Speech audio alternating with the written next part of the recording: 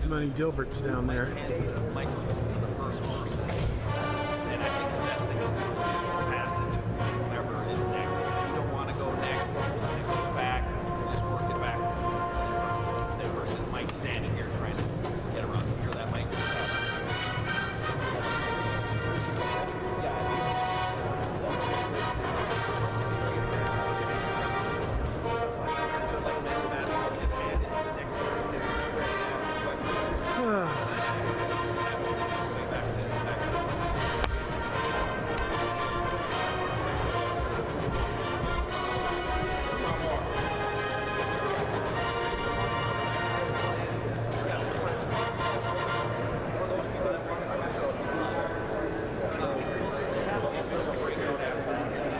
Tom's got it.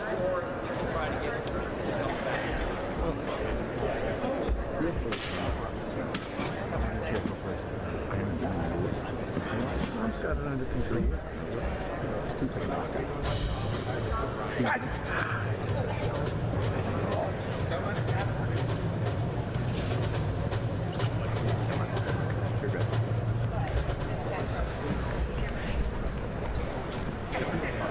Folks, we're going to get everybody in their places, and we're going to start in about 2 minutes. 12:01 is going to be our hard start time, so hang with us there, and we'll open up with Gene in 2 minutes here.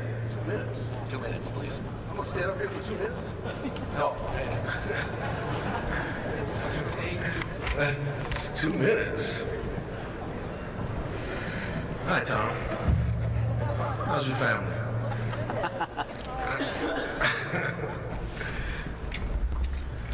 Buckeyes, how we doing back there?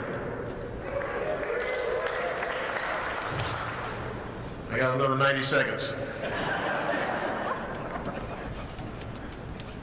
Should I tell the chicken joke? I can't do that in 90 seconds.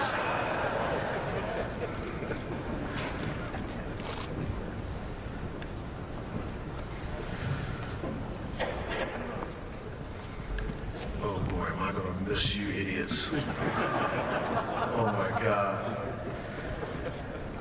Last time I did this, I threw a surprise on you. You guys like, ooh. Nathan. Oh boy.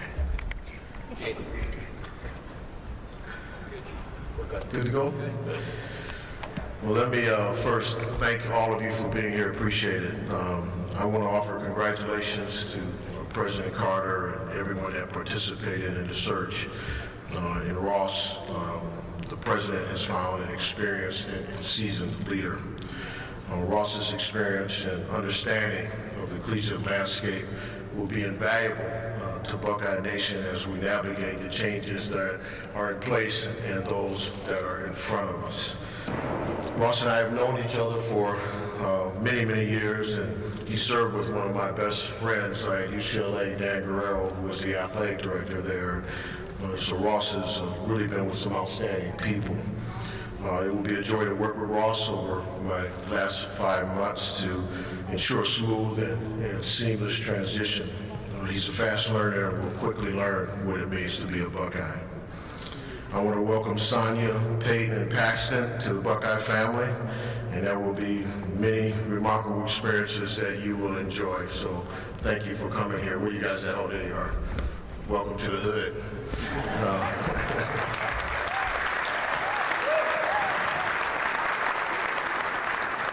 And Ross has a couple other family members here, so I want to say hi to them too.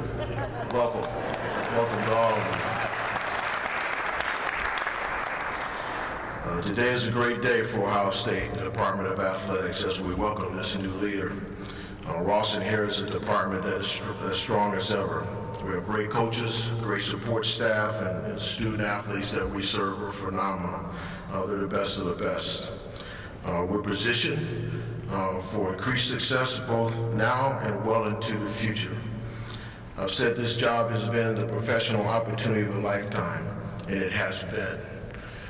I feel 100% at peace because I know what Ross brings to this family. He's an outstanding leader, and I'm just so blessed and honored to have the opportunity to work with him over the next 5 months. But I will also share that it's been a blessing and an honor to work with our new president. who understands intercollegiate athletics, obviously understands higher education, is an outstanding leader in this industry. So let me introduce to you our 17th president, Ted Carter.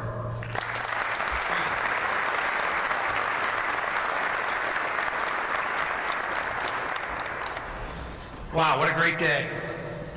Welcome Buckeye Nation, welcome everybody.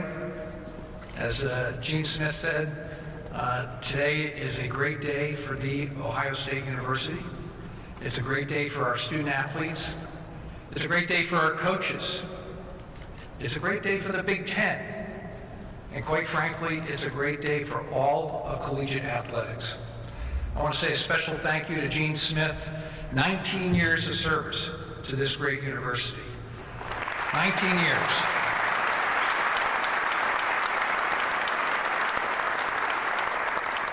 You cannot be in higher ed or in this business and not have somehow had the opportunity to touch and learn from Gene Smith, myself included. My first football game as superintendent of the Naval Academy, Gene Smith brought the Ohio State University to Baltimore, Maryland to take care of the midshipmen, and I still will never forget it. Gene's exemplary leadership, he prioritized students, our athletes in the field, in the classroom, and in life. Buckeyes everywhere can be proud of what our student athletes achieved under Gene's guidance. Now, we're not saying goodbye to Gene just yet, and we'll have a chance to do that more, but as he said, we are positioned to continue operating at the highest level in collegiate athletics. Now, a lot of you know that this is like my 17th day on the job. Doing okay so far. You should know that this effort to find our next director of athletics has been going on well before I got here. I want to say thank you to the Search Advisory Committee led by Mike Eicher, Senior Vice President for Advancement and President of the Ohio State University Foundation. I want to thank former Board of Trustees member Clark Kellogg and former Senior Vice President of the Ohio State Alumni Association, Archie Griffin, both of whom lent their expertise as student athletes and longstanding pillars of the Buckeye community. I want to thank our Board of Trustees. We have a number of them here today. Pierre, you were part of this search committee as well. I want to thank you for your service, former D1 athlete here at Ohio State. They will formally approve this hire in February. That is part of this process, but their support has been instrumental in us getting to here. The success of Ohio State athletics is an important priority for our student athletes, our alumni, and all of Buckeye Nation. I am confident that our future is in great hands. But as I said before when I got here, there's no replacing Gene Smith. We did seek to find someone who could build on his legacy and position our student athletes to win, athletically, academically, and in everything they do. I want everyone to know that when I did these interviews for this vaulted position, I was looking for three things. The first, I was looking for somebody that could come in and be a leader in a complex space, a university that has 36 D1 programs, 1,000 student athletes, a revenue stream of over $250 million. I need someone that could come in and understand this ever-changing landscape of collegiate athletics, name, image, likeness, potential revenue sharing, the changing landscape of conferences, expansion of college football playoff, even NCAA structure and governance. And finally, as the Big Ten is going to 18 universities, that's 18 chancellors and presidents, 18 athletic directors, I needed somebody that could come in and carry the true weight of the Ohio State University in that locker room of athletic directors. And that person I found, Ross Bjork. Now, Ross has 30 years in sports administration. He's been all over the country. He's been at Missouri, he's been at Miami, he's been at UCLA as associate and assistant athletic director. He was the youngest athletic director ever hired at Western Kentucky, part of Conference USA. He was also the youngest athletic director ever hired in a Power 5 conference in the SEC when he joined Ole Miss. And now he's coming to us from Texas A&M. While at Texas A&M, he helped them achieve records in academic success and graduation rates. He worked with the Texas legislature and the NCAA to shape the NIL landscape and equip student athletes to navigate it. He oversaw one of the largest fundraising efforts in the history of Texas A&M athletics. He's demonstrated ability to lead through some of the most challenging moments our nation has faced in just the past few years. Gene and Ross are going to work really well together. I'm really excited that they're going to have some number of months to make an effective transition.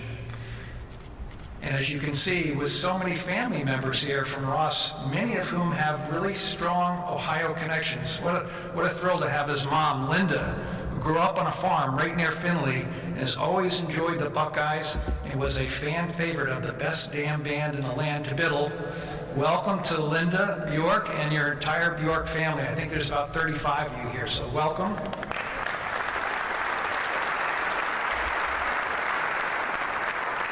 I also want to give a special welcome to wife Sonia, Peyton, and Paxton. Really enjoyed meeting you. You're going to be a great fit here. I just want to give a quick personal observation of interviewing Ross so that you know that there is a strong connection between the two of us. Ross struck me as not only a leader, but somebody who's passionate about sports, somebody who's a man that's been in the arena and experienced like no other. He's relatively young, 51 years old. He's got a long runway out in front of him to be here, to be our athletic director for a long time, like somebody I know named Gene Smith. So, Buckeye Nation, please join me and give a warm welcome to The Ohio State University's next Senior Vice President and Wolf Foundation, Eugene Smith, Endowed Athletics Director, Ross Bjork.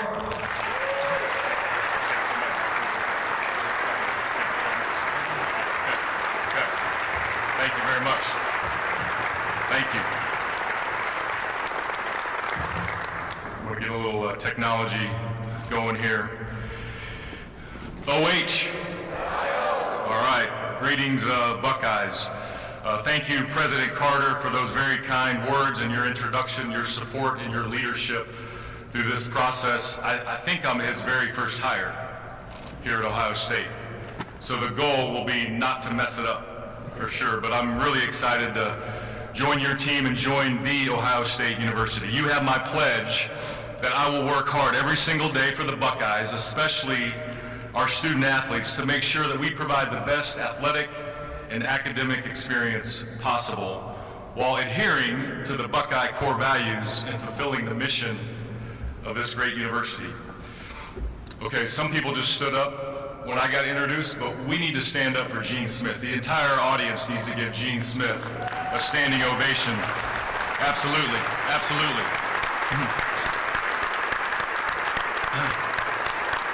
Absolutely. Gene, thank you for those remarks and your friendship and your mentorship over the years. I first met Gene Smith in the summer of 1997. I was an entry-level development officer at the University of Missouri. He was the athletic director at Iowa State. And it was like, oh my God, there's Gene Smith. We actually get to meet him. He's actually going to talk to us. And he's always been accessible. He's always been down to earth, and that's going to be my job to make sure that I continue that type of legacy here at The Ohio State. The people, the tradition, the excellence. I'm humbled and honored to be chosen to serve as the Senior Vice President in Wolf Foundation. Eugene Smith, that's an honor right there, Endowed Director of Athletics starting later this summer, and to replace the legend Gene Smith. This may take me a while. I've got some thoughts here. I've got some comments, and those folks, if you're standing, bend your knees, be flexible up there. No one is just born into this enterprise of college athletics. So for our family and myself, this is a surreal feeling to be standing up here. We always tell our athletes to pursue their dream. For us, this is what dreams are made of. I simply wanted to work in sports. And entering college as a football player, I was going to be a high school teacher and a coach because that was the way that I only knew to work in sports. But you can't just wake up one day and say, I want to be the athletic director at The Ohio State or Texas A&M or Ole Miss or Western Kentucky. And going to college was probably not going to be an option for me. I'm a first-generation college graduate, and because of athletics, I was given this great opportunity. I've been part of a football team or an athletic enterprise for over 40 years. fifth grade tackle football in Dodge City, Kansas. So I'm really a product of this enterprise, and I'm grateful every single day. So we heard about family. So I wasn't born or raised in Ohio, but I'm a product of Ohio. So my mom, Linda, her family, they grew up on the Boehm family farm just outside of Williamstown, to be specific. Does it have a stop light or a stop sign? I can't remember. I think it's just an intersection town, Williamstown, Ohio. And her side of the family moved to Ohio in 1851. My great-grandpa Boehm built the family farm in 1908. John, am I getting this right? The family historian, my uncle. So all of these folks over here are Buckeye raised. All the Boehm family, the Russ Meisels, the Bjorks. There's this great Buckeye connection. My mom worked at Marathon Oil Company in Findlay and was getting transferred to Denver, Colorado. That's where she met my dad after he served in the Vietnam War, and they got married in the home church, Eagle Creek Church, right there in Hancock County. They moved to Dodge City, started to go to work, raised a family. So here's the deal. When you grew up in Kansas, we had two choices: go to Denver with my dad's family or go to Ohio for the Boehm family. Christmas, Thanksgiving, weddings, summer vacation. So if we came to Ohio, we'd find I-70 in Kansas, and we'd drive the whole way, no turns, until you got to Dayton, I-75 north. You found the Lincoln Highway, and then there's several ways to get to Township Road number 30, where the farm sat. And it was really, this all kind of comes back. So when you get closer to the farmhouse, you would actually kind of like slow the car down. You guys remember this? And then you would turn on the gravel road, and I still remember the sound of that gravel. Peace, family, it's like, oh, we got to the farm. We get to see Grandma and Grandpa Boehm and all the cousins, and so just a neat sort of family full circle moment. Lots of thank yous. Student athletes, is any student athletes here? Is any student athletes here? I don't know if they can make it. Maybe there's a few that might be popping in and out. We've got athletic staff, coaches. I can't wait to work with all of you. President Carter, thank you so much for your leadership. The search committee, Mike Eicher as the chair. Interacting with Archie Griffin and Clark Kellogg, two legends, right? Two Buckeye legends. Board of Trustees led by Hero Fujudi. Really thank you for his leadership. John Zeiger, Pierre, thank you for serving on the search committee as well as a trustee member. Interact with Tom Matevsky and his family this week. Also Jeff Kaplan and Alan Stockmeister, all trustee members that I interacted with in the process. Tony Petiti, Big Ten Commissioner. We have not had a chance to speak. We've been texting each other and back and forth. He's in Big Ten meetings. Todd Turner, Collegiate Sports Associates. He was persistent in calling me. Where is Katie Hall, Kim Lambert, and Ann Garcia? I don't know if they're here, but the transition team here, it is unbelievable. Like, this has never been anything that we've ever experienced. So Ann as general counsel, and Kim in talent management, and Katie in HR, thank you all so much. I want to thank the Texas A&M leadership team. I appreciate the Board of Regents, Chancellor John Sharp, but especially my boss, President Mark Welch. He's a special leader. The 12th Man Foundation Board, coaches, staff, and the student athletes at Texas A&M. The 12th Man's the real deal. They care as much as any fan base in the country, and our goal was to make Texas A&M better than what we found it, and I'm really proud of what we accomplished. To my A&M friends and colleagues, especially head football coach Mike Elko, I get it. The timing and all of this is not good. What we just went through and more leadership turnover at Texas A&M, it's not ideal, and I fully understand the impact. Our family loves our time in Aggieland, and we have special bonds that will last a lifetime. It was an honor to work in the SEC for 12 years. I learned so many great leadership lessons from Mike Slide, the late Mike Slide, and I know Gene and Mike were close as well. And since 2015, Commissioner Greg Sankey, he's a true friend and a confidant, and that friendship will not go away. I look forward to really continuing to work together with the SEC to solve what lies ahead. Mentioned family, so I know my mom got introduced, and Uncle John and Aunt Kathy. Aunt Kathy actually wrote me a Christmas note that I'm not going to talk about yet, but maybe that story will come out later. My sister Chris, her fiance Bruce, my niece Maggie Hobson, and DJ and his wife Devin, we're leaving actually them behind in Texas. The NACTA staff, Pat Manick, CEO. Jason Galaska, what's your title now? Deputy CEO, whatever. And then Bob Vecchione, if you guys would wave, I'm a product of NACTA and appreciate our National Association of Collegiate Athletic Directors. Sonia and I met in January of 1999, 25 years ago, later this month. We met at a restaurant. It was actually a bar in Columbia, Missouri. And she told me she's a Missouri girl and she's never leaving. And I said, I'm going to be an athletic director and I'm going to move around. And if you heard my bio from President Carter, I moved around a little bit. And so this needs to be hit. Please, trustees, please. President Carter, please. Let's be done. But Sonia is everything. I thank God every day for giving me her as my partner in this journey.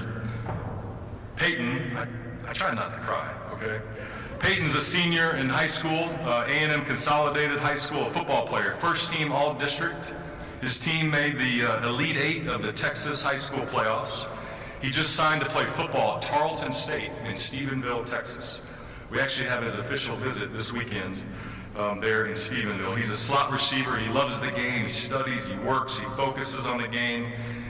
If you guys ever want to blame me for a decision, I probably had some consultation from Peyton. He grew up on the sidelines in the locker room. He gives me all kinds of advice. If you ever see us do this, that's for Tarleton State. If we ever wear a little bit of purple, that's their colors. So Tarleton State Texans will be in his future, but thank you, Peyton. Paxton is our warrior. His grit and competitive spirit is unmatched. Like, this may be the hardest move on him. He's going into 8th grade, but his talent and spirit will carry the day. He's the best athlete in the family. Soccer, basketball, football, maybe a little volleyball might be in his future, but he also gets straight A's. So he gives me advice on drip. So, and then as this Ohio State thing was coming together, he said, Dad, Ohio State has it all. It has something to do with that Nike money. So he's a gearhead, just like his older brother. So if we're not at a Buckeye event, we're going to be at Paxton's games, being a parent and cheering on him and his teammates. And then Sonia's going to probably be traveling to watch Peyton play college football. So we're going to be divide and conquer for a little while. But why are we here today?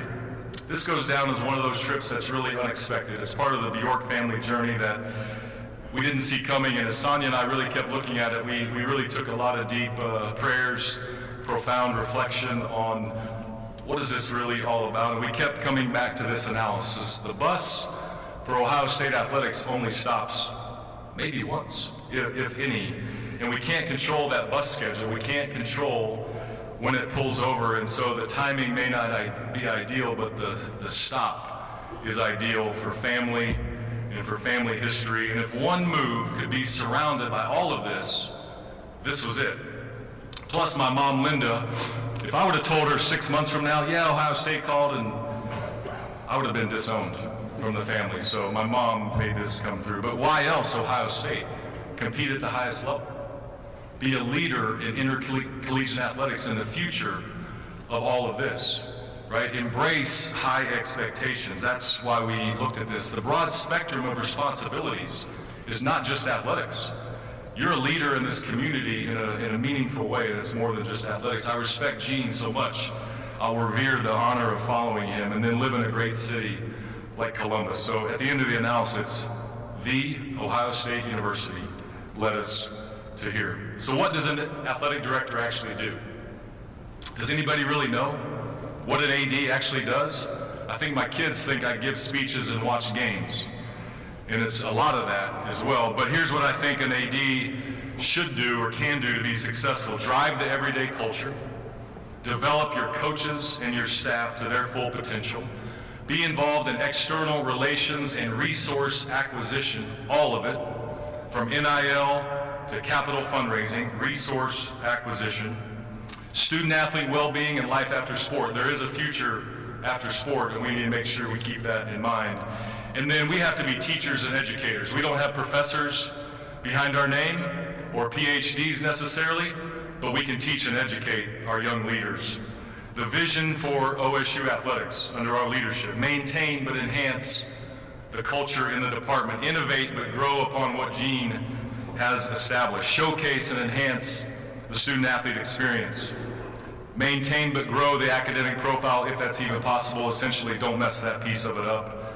Cultivate meaningful relationships across all of Ohio State, Columbus, the state, nationally as well. Lead in the modern era.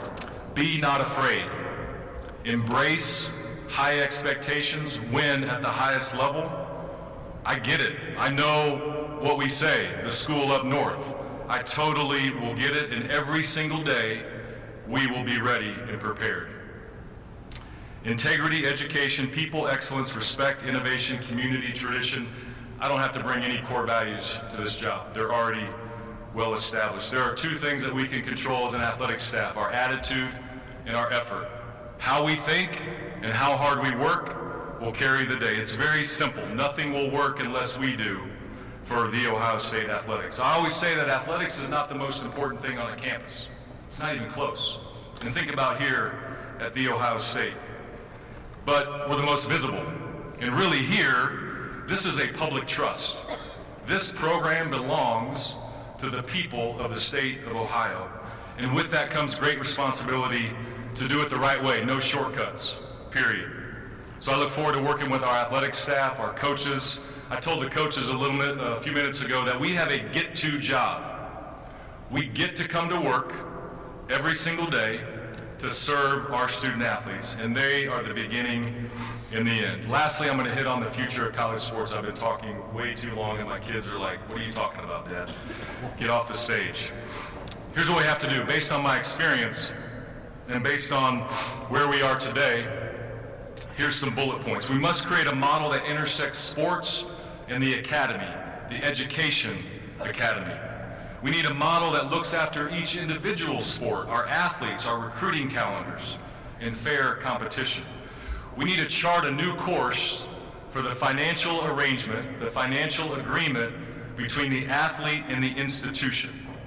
And we can call that whatever we want, but that's where we're going. We need to recreate that model, period. It's past time to sit down with our athletes, understand what they want out of this experience, and some may call that bargaining, negotiating. It's called communicating, and it's called coming up with the right plan. We need to deconstruct and recreate the antiquated NCAA governance and divisional structure. At a minimum, there needs to be consolidation of the highest resource programs around a new financial and governance model. We either take action now, or action will continue to be taken upon us. Enough conversations, enough lobbying, enough legal battles. It's time that we make a plan as an enterprise. And I look forward to locking arms with Commissioner Petiti. And Ohio State in the Big Ten can lead the way along with the rest of our national colleagues.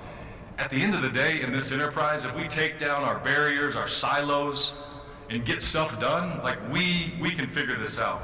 So how do we create a legally defensible and sustainable model? College athletics. We are here to stay. We will still have games. We will have athletes. We will have education. And Buckeye Nation, I cannot wait to get started later this summer. It's going to be a great, great ride. And OHIO, thank you all so much.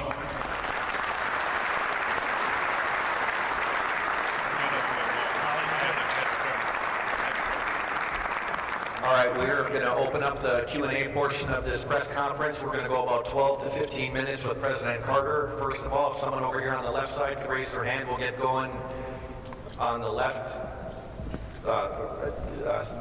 side there, Nathan Baird, Cleveland.com.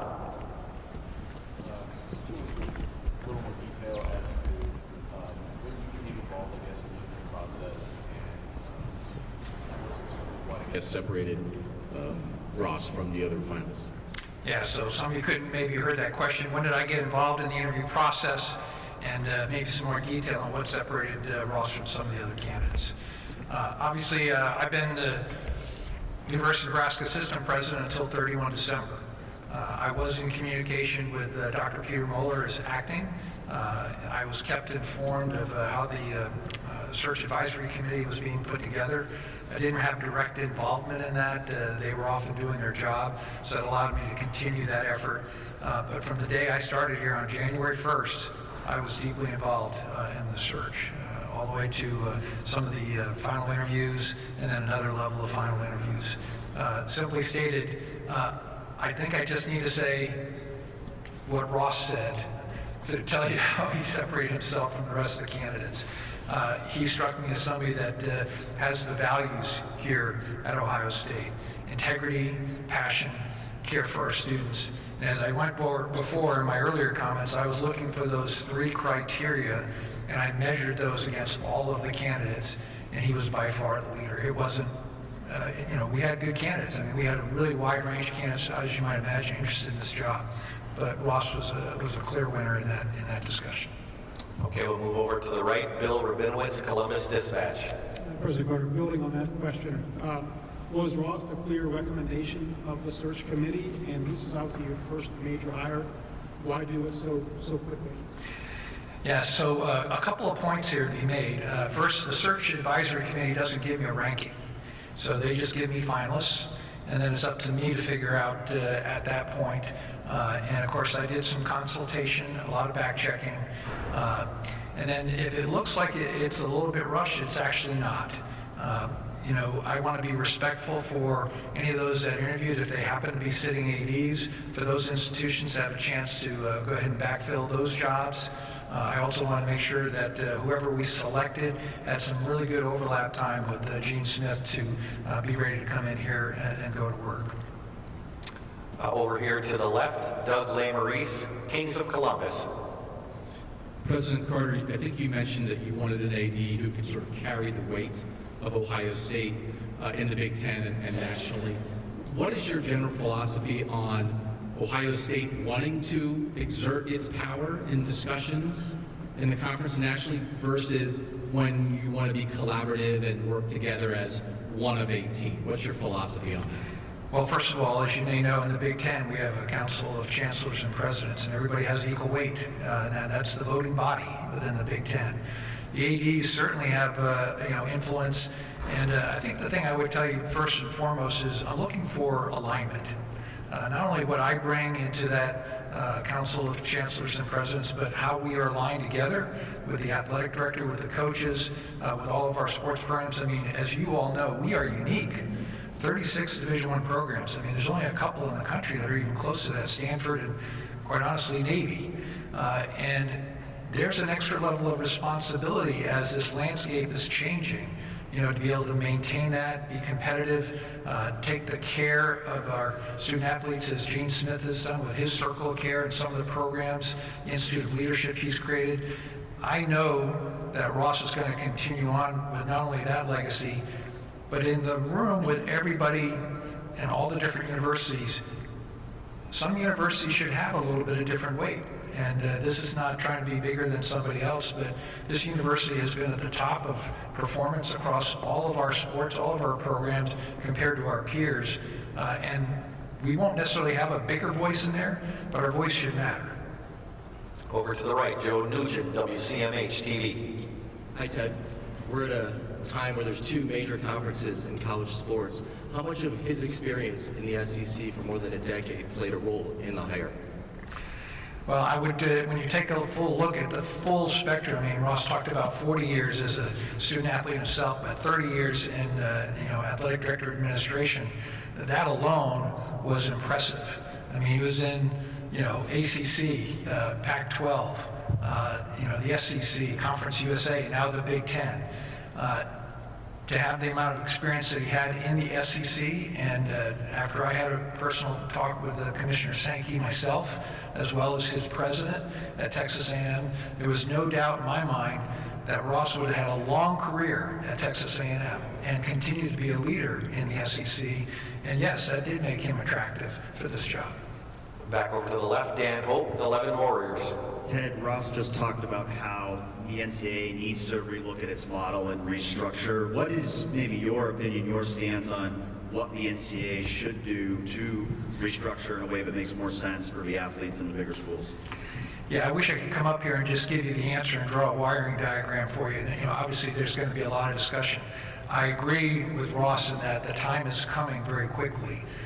The ability to operate Division I, Division II, Division III, even FBS compared to the Power 5 or the A5 just in college football, there's too much of a difference, and that there's going to have to be some separation there. Clearly, conference realignment, whether we are pushing to do it or whether it's happening, and again, as Ross just pointed out, we either are part of that solution or it's going to happen to us. So we are a large, powerful organization within the D1 athletic organization. We should have a big voice in that, and we should be prepared to go into that. And that's why, as we were looking for who's going to be the next athletic director here at Ohio State, we need somebody that not only has a vision, but's been in the arena, has been in it. And Ross has been on the NCAA compliance committees. He's a leader within the National Association of Athletic Directors, so he knows the landscape as well as anybody, and I'm really excited about that. Over to the right, Dom Taveri, WBNS TV. You being a military man, sir, what is his marching orders from you, I guess? Yeah, it might surprise people that I took that uniform off a little over 4.5 years ago, so I don't give orders.